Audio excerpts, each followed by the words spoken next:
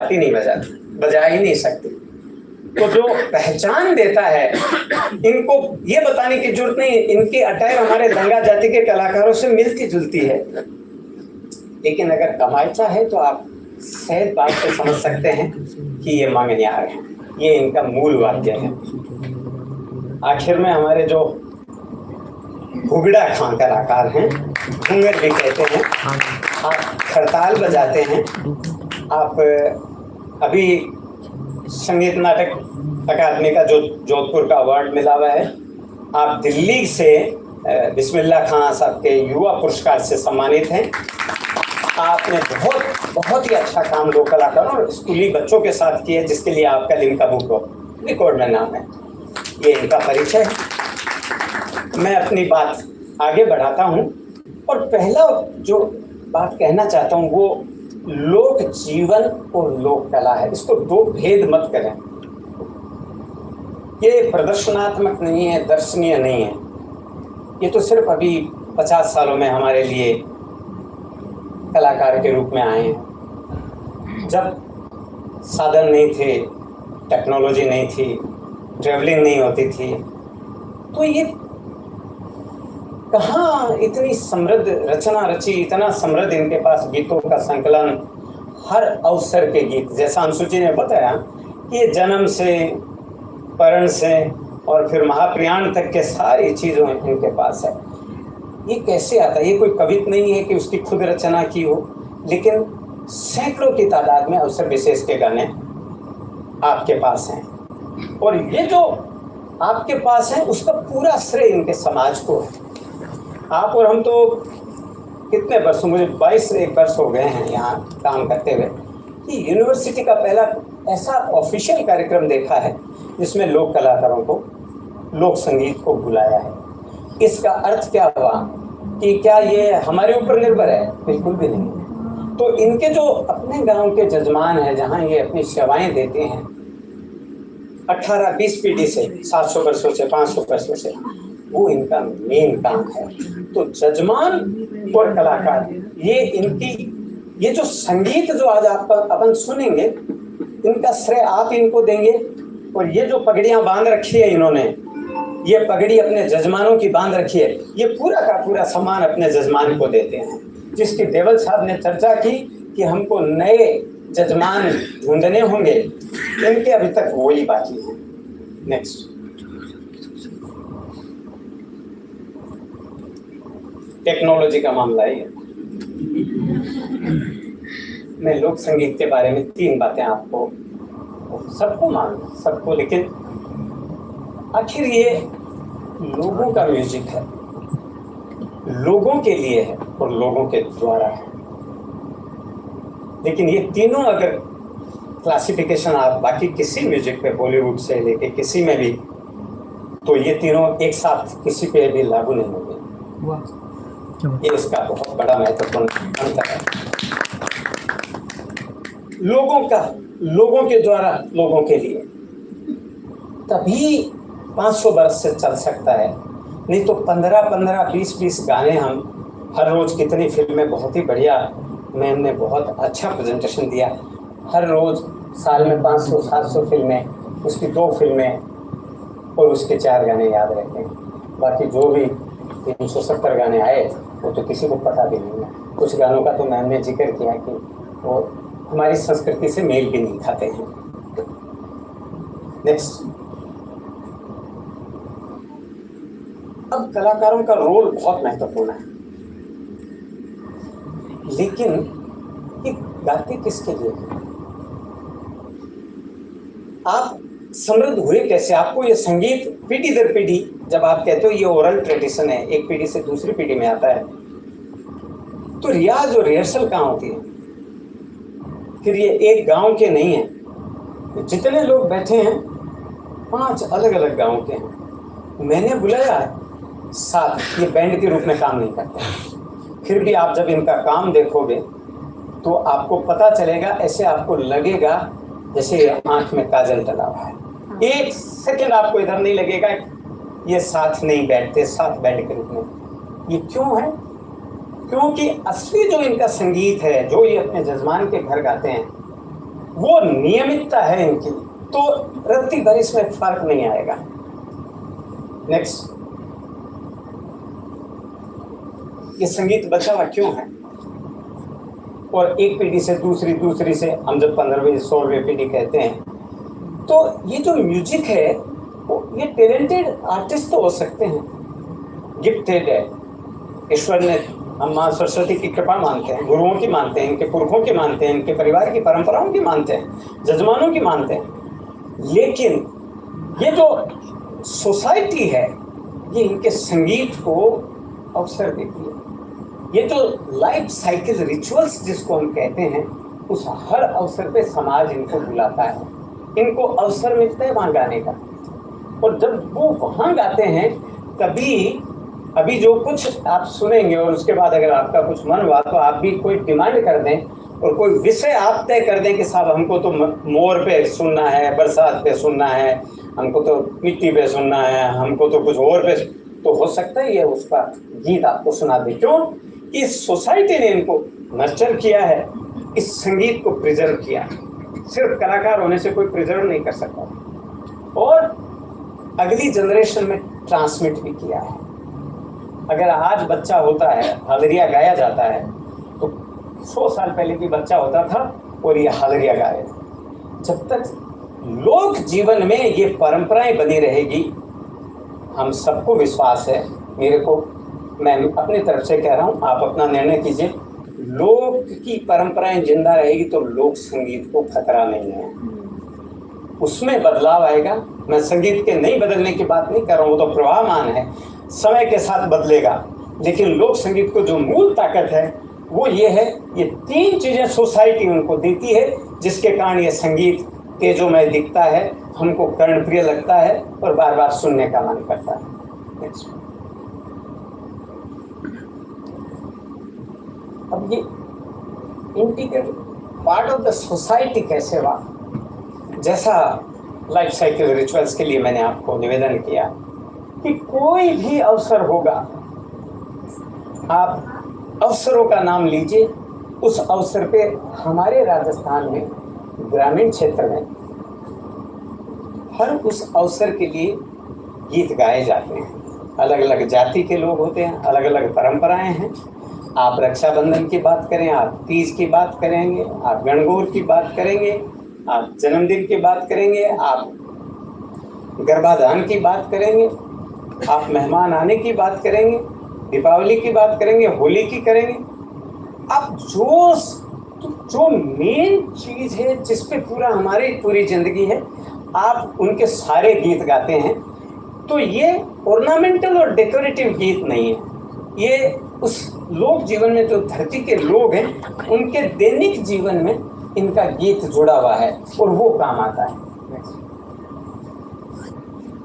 मैं थोड़ा सा राजस्थान क्यों समृद्ध है, मैम तो खुद ही कह रहे थे कि हमारा बहुत समृद्ध है, तो लोक संगीत सबका समृद्ध होना चाहिए। आप हिंदुस्तान के मैप में अगर राजस्थान को देखते हैं तो इसको एक ईश्वरीय देन है कि ये थोड़ा आइसोलेशन में रहा।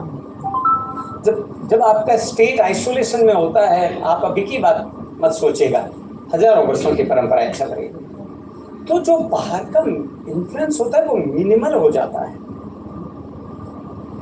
सबसे कम प्रभाव हुआ है वो हमारे मारवाड़ क्षेत्र का। अगर आप आज बुरा नहीं मानिएगा, हरियाणा है, पंजाब है, बहुत सारी और स्टेट्स है, आप उनका देखिए, जो रेंज है, वैरायटी है, वो इतनी नहीं होगी। लेकिन एक कोने में दबा रहा, बरसात कम होती थी, पशु चराने का जगह बहुत थी, खेत लंबे चौड़े थे, समय बहुत था, सृजन का काम था, संगीत का काम था, सानिध्य का काम था, साथ का काम था, मिलके संगीत बना। और इसके कारण हमारा जो संगीत है वो आज भी इंटैक्ट है। नेक्स्ट,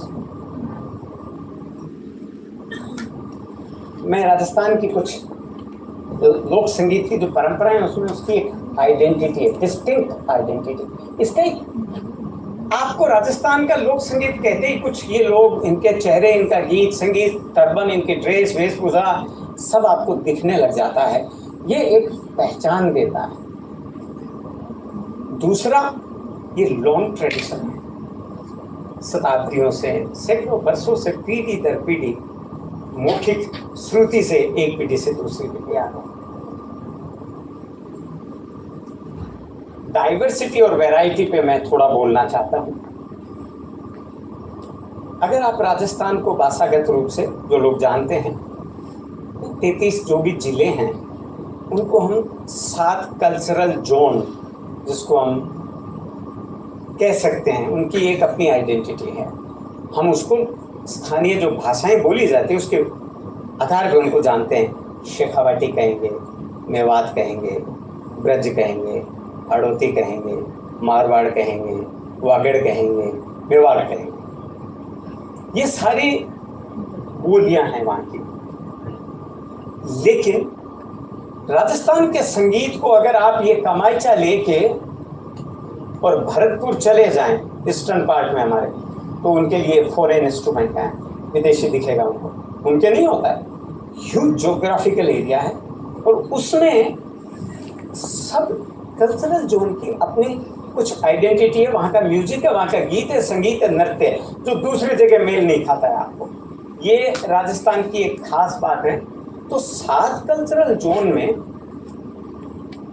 बहुत सारे इंस्ट्रूमेंट्स है, बहुत सारी ऐसी जातियां जिनका अपना लोक संगीत है, गीत है और नृत्य है, लोक वाद्य है।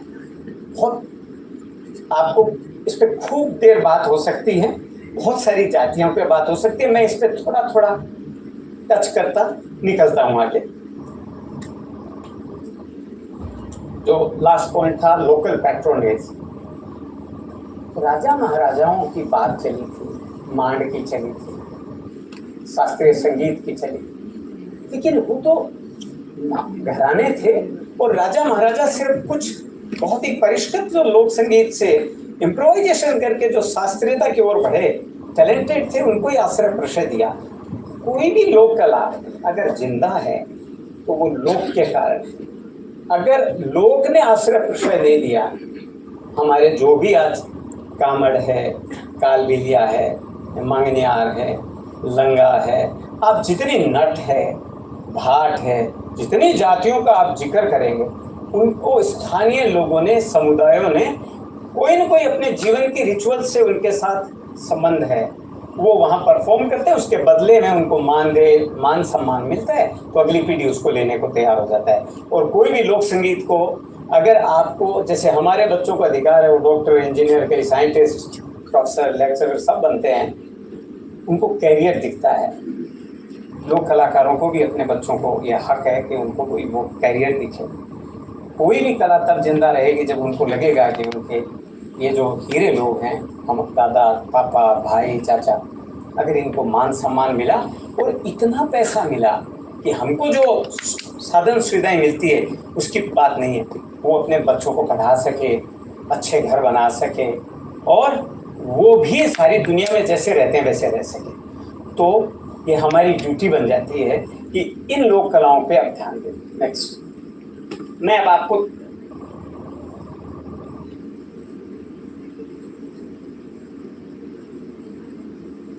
एक छोटा सा वीडियो आपके सामने चल रहा है। ये बाड़मेर के एक ऐसे मेले का है जो बासोड़ा के दिन होता है, बालोतरा के पास। आप इस मेले को देख के अंदाज लगाइए कि इसमें 100 गांव के लोग, ये जो लाल ड्रेस आपको दिख रही है, ये जो आपको टेंट दिख रहे हैं, लाल ड्रेस दिख रही है, मैं इसमें गया और जितने हाथ में स्टिक्स है, ये जो भी आपको सीन दिख रहा है, ये आंगी वांगी गैर जो दिख रही है, आप ये देखिए कि पूरा गांव उनको सपोर्ट करने आता है और एक टेंट लगाता है। और इनको ये मतलब नहीं है कि आप हैं, मैं हूँ, देखने हैं, वो गांव की प्रतिष्ठा मानते हैं, उस देवी के धोख देते हैं। और ये कलाएं इसलिए आगे बढ़ती हैं।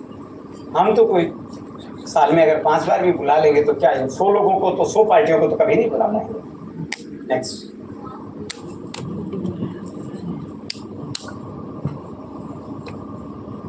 मैं राजस्थान के लोक संगीत को तीन नज़र से दिखाने का, देखने का प्रयास कर रहा हूँ। इतने सब गुणी हैं। एक ऐसा संगीत है जिसको हम आखिर में सुनेंगे, जिनको पेशेवर जातिगत संगीत, सांगीतिक जातियाँ कहते हैं। दूसरा वो विधाएं जो डिवोशनल है, जो देवी लोग देवता उनके लिए भजन गाते हैं, कीर्तन करते हैं, अपनी आराधना करते हैं, सेवाएं देते हैं अपने जजमानों को, समाज को, लोगों को। और तीसरा वो है जो इन दोनों के साथ नहीं बैठता। हमारे जैसे लोग भी हैं जो अगर गैर फेस्टिवल हुआ, पद्म श्री आदरणीय विराजे हुए हैं, आपने जिनका जिक्र किया, कन्हैया वगैरह, जितना जिक्री गायन, जितना ये हमारे खुद का शौक का, मन का है। शेखावटी में गिंदड़ देखने जाएं आप, कहना नहीं, पूरी रात भर 10-10 दिन लोग पूरा देश विदेश से आते हैं। और इसमें कोई ये नहीं होता कि उसमें मांगणियार होगा, ब्राह्मण नहीं होगा, सब जातियाँ, वो कोई कलाकार नहीं होते, लेकिन अपनी कलाओं को जीते हैं। वही परंपराएं इसलिए आगे बढ़ती है। तो 3 प्रकार के लोक संगीत की जातियाँ बनती हुई मानता हूँ। एक प्रोफेशनल है, इनका म्यूजिक बाद में सुनाऊंगा। मैं 2 वीडियो आपके सामने रखना चाहता हूँ, उसके बाद मैं लाइव कुछ परफॉर्मेंस शुरू करूँगा।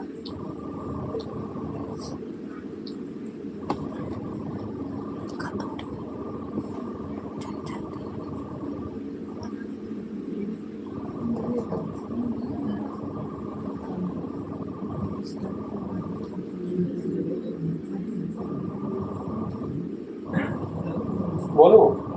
कोई बात नहीं, ये भी टेक्नोलॉजी है। तो हाँ, ये देखिए आप, इस युग की बात है जब इतने बड़े ऑडिटोरियम में बैठे हैं, बड़ी कॉन्फ्रेंस कर रहे हैं अपन लोग। इसका क्लिप हो सकता है। ये कथोड़ी है, और जो उदयपुर के झाड़ोल और पानरवा के जंगल में, ये महिलाएं जिनके घरों में पीछे आप देखें, चप्पल देखें, एक बार दोबारा इसको दिखाएं, इनके कोई खिड़कियां नहीं होती, जंगल से कंदमूल फल लेते हैं, बेचते हैं, दूध नहीं होता। इतनी गरीबी जिसका कोई कल्पना नहीं कर सकते। आप थोड़ा ड्रेस देखिए, ठीक है।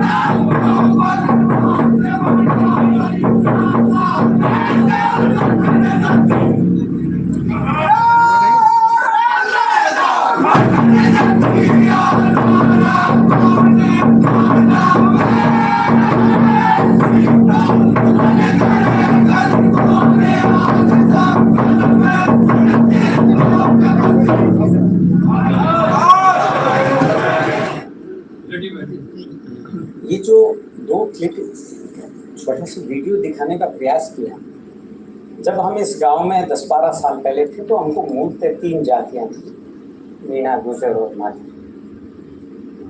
ऐसा संगीत, ऐसा कोरियोग्राफ एक साथ, इनका काम नहीं है। तो खेती का एक समय, पर्टिकुलर समय साथ रहते हैं। कितना सुंदर इनका संगीत, कोई बनाए तो बहुत जोर आए। और आप देखिए कि कैसे लेयर में लोग, ये कम्युनिटी का म्यूजिक नहीं, ये प्रोफेशनल है, ये नहीं डिवोशनल है।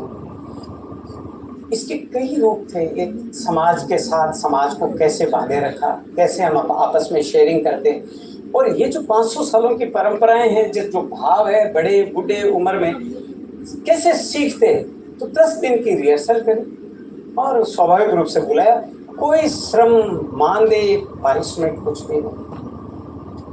तो लोक संगीत की जो लेयर है, परत है, गहराई है, रंग है, खुशबू है, सौंदर्य है, ये अद्भुत है।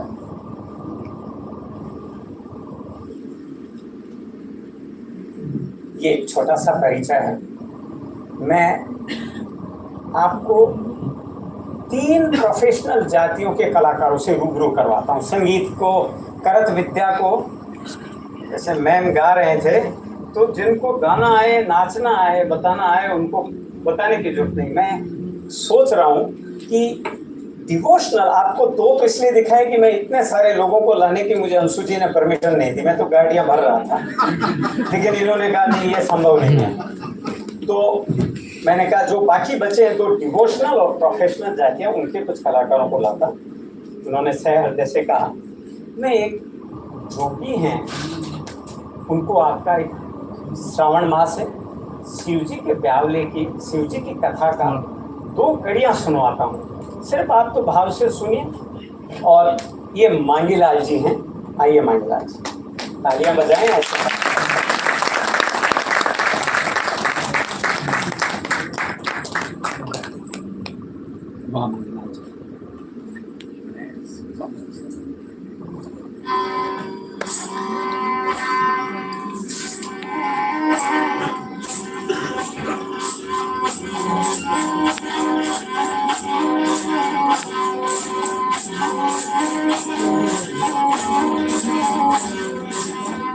माता लाग गोरा पाए रागत, महादेव जे पढ़ण बारे आवगो।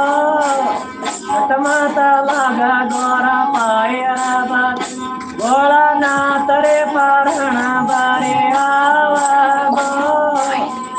माता लाग गोरा पाए रागत,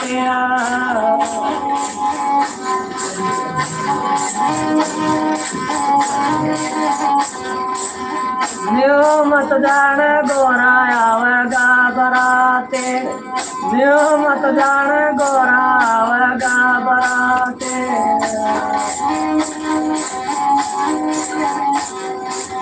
हरे राम हरे डोंडो नाडी वालार ल्यावगो।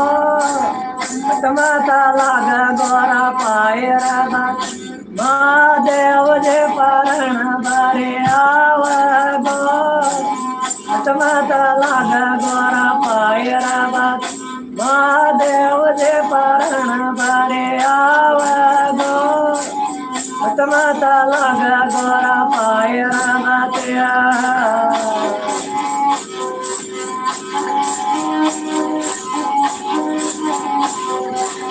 न्यू मत जान गोरा रंग मालता, न्यू मत जान गोरा रंग मालता।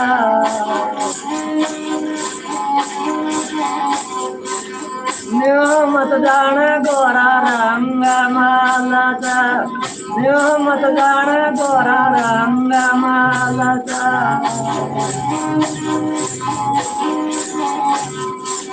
हरे राम हरे केला हमारे ले जागो। माता लाग गोरा पाए रागत, महादेव जे पढ़ण बारे आवगो। माता लाग गोरा पाए रागत, भोलानाथ रे पढ़ण बारे आवगो। माता लाग गोरा पाए रागत,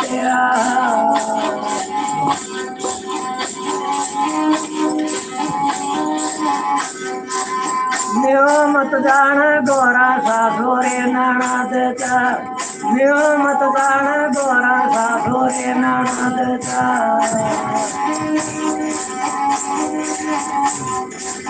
न्यू मत जान गोरा सासुरे ननद चा, न्यू मत जान गोरा सासुरे ननद चा।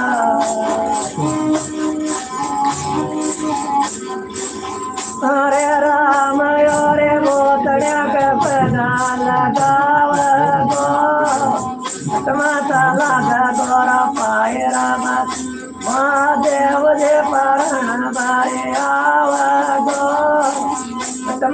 लागे गोरा पाए रखे।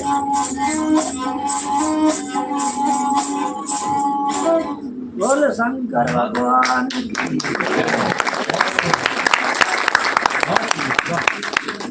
इंस्ट्रूमेंट की दशा दिशा सब देखिए, कितना मुश्किल है घर घर जाना। इस संगीत को बचाने की जिम्मेदारी हम 2, 5, 10 रुपए दे के नहीं कर सकते। आज मैं कुछ भी बनता हूँ तो 1.5 लाख 2 लाख रुपए तनख्वाह है। मैं सबको कहता हूँ, पूरे मानने की बात नहीं है। हर साल लाखों इंजीनियर, लाखों डॉक्टर, लाखों प्रोफेसर, लाखों टीचर सेना में बनते हैं। 1 लाख नौकरियों में अगर डॉक्टर बनते हैं तो 1 मांगीलाल।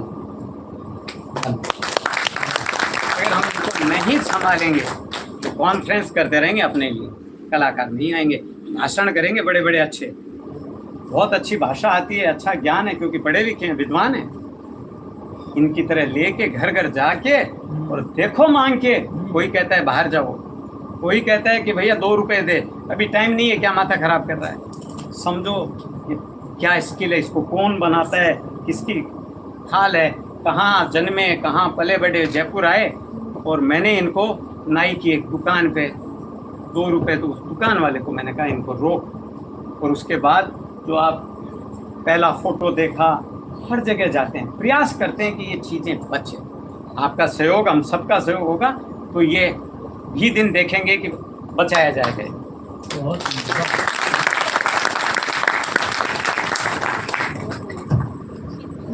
मैं आता हूँ दूसरी प्रोफेशनल जाति से आपका परिचय करना। ध्यान से सुनिए, पूरा लाइफ साइकिल रिचुअल्स के गीत हैं। परिचय आपका मैंने पहले करवा दिया। शुरुआत ये करते हैं कि कोई भी शुभ अवसर आता है, मंगल अवसर आता है, घर में ब्याह शादी बच्चा होना, हमारे लोक में कहा जाता है बधावा गाना। मैं निवेदन करता हूँ टीम से, शुरू करो बधावे से सबका।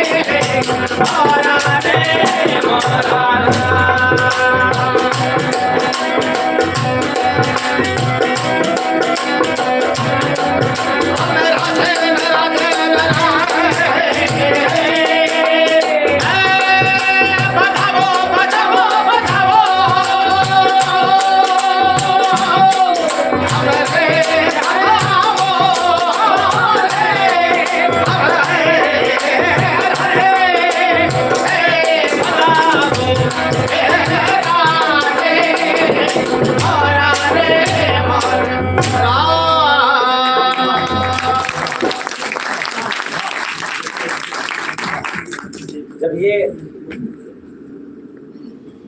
ऐसे लाइफ साइकिल के लिए अपन सोचे तो हमने क्या सोचा है, ये कोई बच्चे का आगमन हो गया है, बच्चा बड़ा हो जाता है, उसको दूल्हा बनाना है, उसकी शादी करनी है, तो उसके बन्ने गाए जाते हैं। एक इनसे बना सुनते हैं।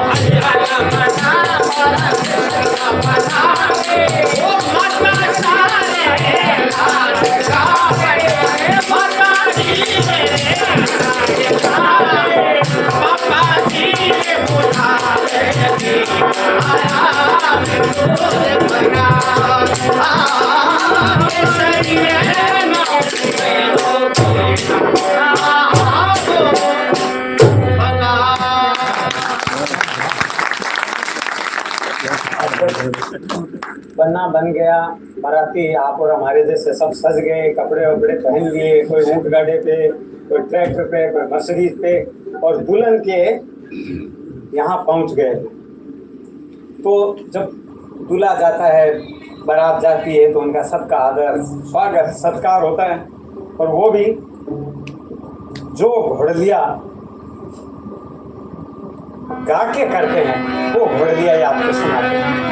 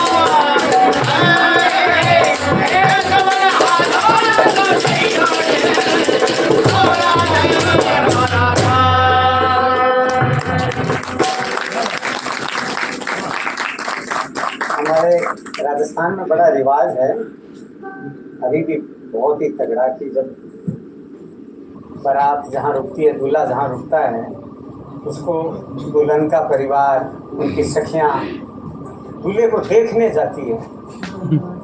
और जब वो जाती है तो वो जला गाती है। तो निवेदन करते हैं कि वो जला सुनाए हमें। एक पूरी यात्रा करेंगे एक बारात का, पूरे जीवन का, कुछ गीत के कुछ रंग समझ में आए। ताकत क्या है लोक संगीत।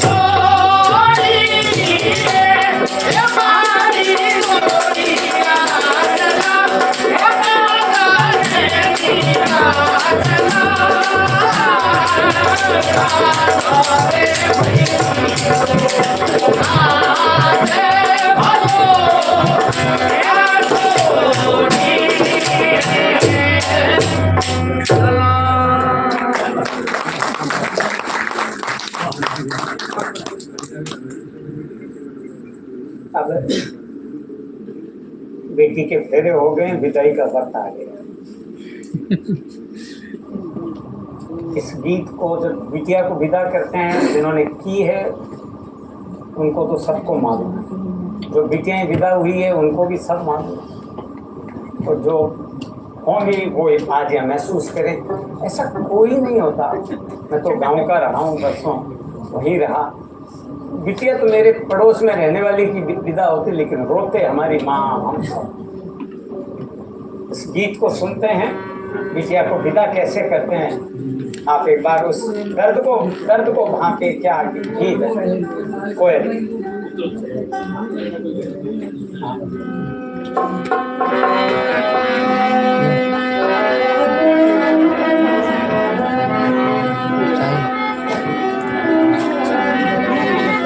मैंने यार वीडियो चालू कर दिया।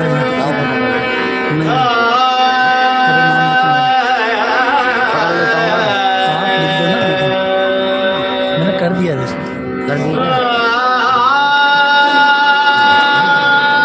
अभी करेंगे आप। मेरे भी हो गया शायद तो।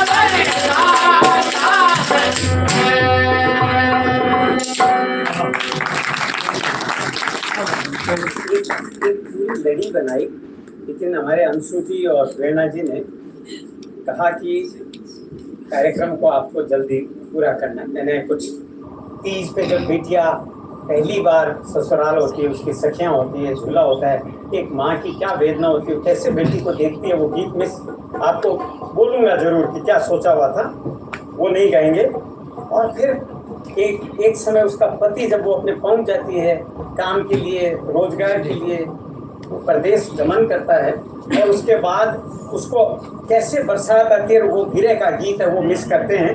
मैं एक त्योहार का और गीत आपके आगे करता हूँ, क्योंकि मैं तो जीवन के हर पहलू को सुनना चाह रहा था। गणगौर गवाते हैं, बहुत ही महिलाओं का अद्भुत त्योहार हमारा, और उसके बाद एक गीत और होगा। 10 मिनट का समय दिए, एक और कलाकार मैं परिचय करवा दूंगा, अंदर से आएंगे, वो आखिर में आप देखिएगा गणगौर, और उसके बाद ठीक है, हो जाएगा 10 मिनट।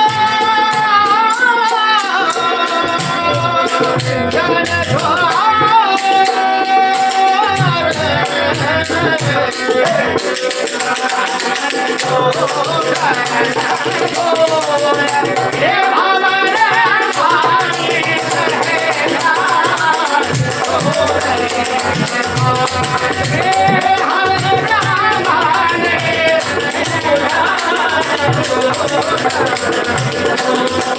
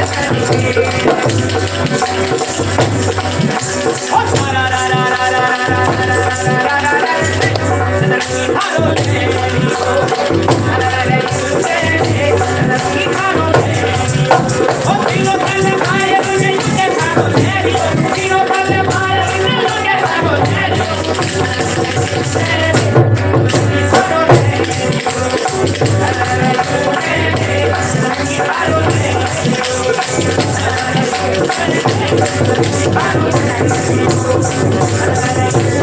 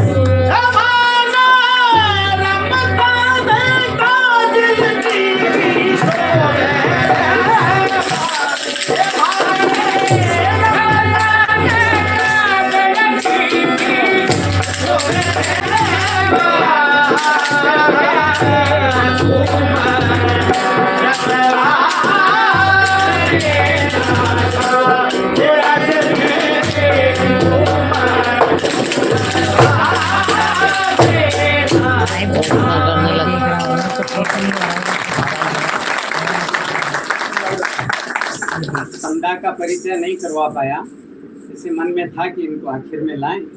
और समड़ाऊ गांव की है, जोधपुर में ओशन के पास की, बड़ी अच्छी कलाकार है, बहुत अच्छा गाती है। सभी सदस्यों को भैया बहुत अच्छा, हम आदिशन आया मुझे लगता है कि इस सेशन के लिए तो खड़े होकर तालियां बनती है। बहुत बहुत आभार आपका श्री विनोद जी का जागरण फाउंडेशन की ओर से। आप लोग कृपया यहीं बने रहें, आप लोग कृपया यहीं बने रहें। और मैं इस सेशन के लिए प्रोफेसर नारायण टाक मैडम, लवण्य कीर्ति मैडम और वरना खानला मैडम और रामदयाल सर, प्लीज आप मंच पे पधारे। समीर दुबले सर, आप भी मंच पे पधारे। और विनोद जोशी सर, आप मंच पर पधारे। मैं अनुरोध करती हूँ कि विनोद जोशी सर को श्री मोहनलाल नायक सर, डॉक्टर मोहनलाल नायक सर भी हमारे साथ है संगीत विभाग से, आप भी मंच पर पधारे सर। नीलम मैडम भी मंच पे पधारे। आदि अग्रवाल सर सम्मान मंच पे पधारे कृपया। देखिए, अभी ये केवल हमने आगाज किया है इन प्रस्तुतियों का। आपको बहुत अच्छी अच्छी प्रस्तुतियां अभी आगे देखने को मिलने वाली है। तो सिर्फ 10 मिनट के ब्रेक के बाद हम पुनः मिल रहे हैं और संगीत विभाग राजस्थान विश्वविद्यालय और राजस्थान कॉलेज की ओर से एक बहुत ही अच्छी प्रस्तुति लेकर आ रहे हैं हमारे बच्चे। इतनी बढ़िया प्रस्तुति नहीं होगी ये मैं कह रही हूँ बिल्कुल, क्योंकि आपकी तो जो प्रस्तुति है वो तो कमाल है, उसके लिए तो शब्द ही नहीं है। मैं हमारे सभी गणमान्य अतिथियों से निवेदन करती हूँ, सभी कलाकारों से निवेदन करती हूँ कि एक ग्रुप फोटो बन जाए, क्योंकि ये क्षण मुझे लगता है कि बार बार नहीं मिलने वाला है। राजेश केलकर सर भी हमारे साथ यहाँ मौजूद हैं, कृपया आप भी मंच पर पधारें सर। जी प्रेरणा मैडम जी, सबसे पहले विनोद जोशी सर के स्वागत के लिए और अभिवादन के लिए और धन्यवाद के लिए मैं प्रोफेसर नारायण टाक मैडम से निवेदन करती हूँ कि आप आए और बुके सर को दें और आपकी तालियां बनती है जोरदार। मुझे लगता है प्रस्तुतियां सबको पसंद आई है जी।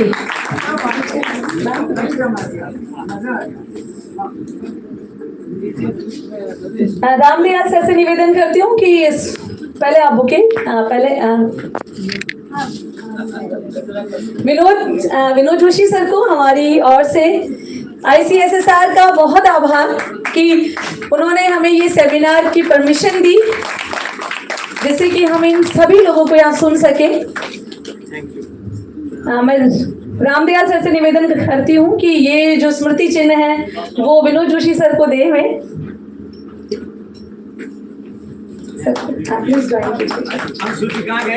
मैं हूँ सर, मैं यही हूँ सर, मैं मंच पे ही हूँ। जी जी जी।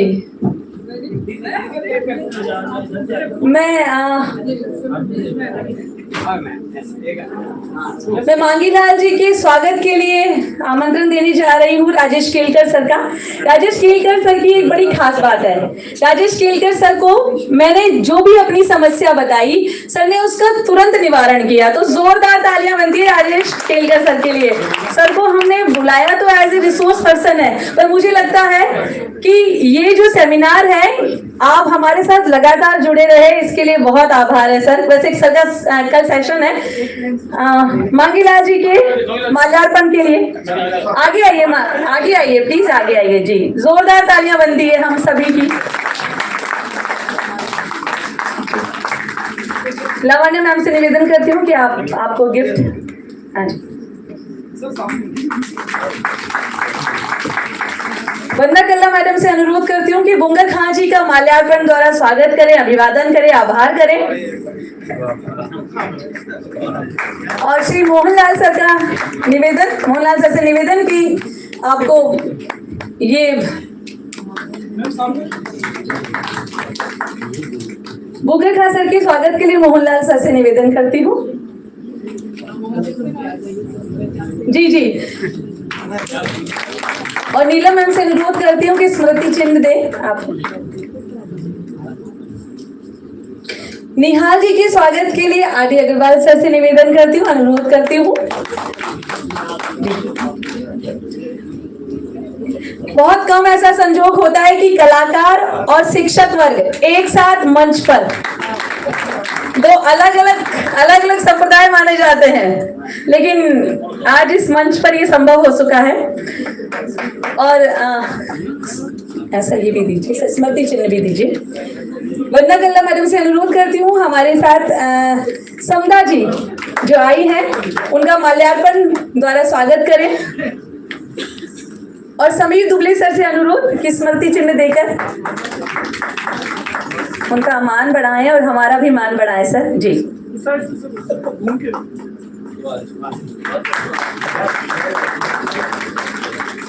और पुनः आभार करती हूँ माया मैडम से कि दायम जी माफ कीजिएगा, दायम जी तो माल्यार्पण और स्मृति चिन्ह भेंट करें। लावण्य मैम से पुनः अनुरोध भुट्टा खां जी का माल्यार्पण और स्मृति चिन्ह देकर। और एक ग्रुप फोटो के लिए हम सभी मंच पर आ जाते हैं। मैम आप आ जाइए। मैं बिल्कुल आती हूँ सर जी। अमनपाल सर अगर हैं, अगर सभागार में मौजूद हैं। और हमारी कोऑर्डिनेटर्स में से प्रेरणा जी आइए, हमें ज्वाइन कीजिए।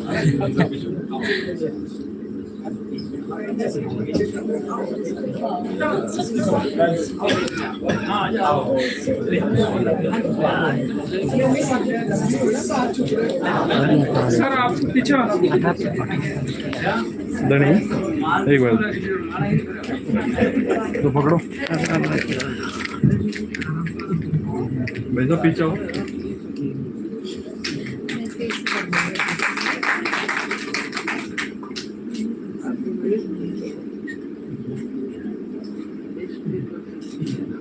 बहुत धन्यवाद, बहुत धन्यवाद सभी लोग।